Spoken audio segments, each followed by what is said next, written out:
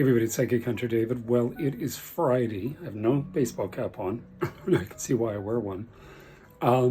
Anyway, I am working. I do have availability.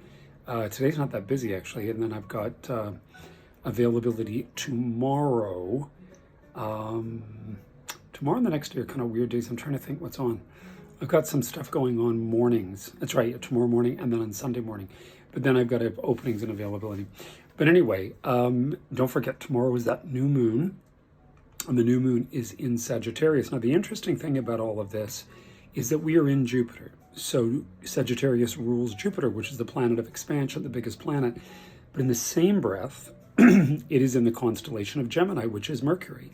And we're in a Mercury retrograde. Now, the way I see it, and what I've seen from recent consultations, is the fact that these energies flip-flop like this, especially with Jupiter in the constellation of Gemini and retrograde, can actually bring past opportunities back. Now, one of the things you got to be very careful about, and I just had someone mention to me about somebody getting in touch with her from the past, things don't change. So you got to be careful you don't get caught up with romanticism, because things are as they are.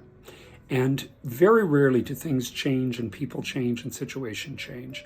Sometimes when it becomes complicated, people start to backtrack, they start to scurry, they start to become worried, then they start to, try to manipulate the situation. And there's a lot of that going on right now because Mercury's retrograde, Jupiter's retrograde, we have a new moon in Jupiter, and then in 2 weeks we have a full moon in Gemini, which is Mercury, whilst Mercury is still in those last degrees of retrograde.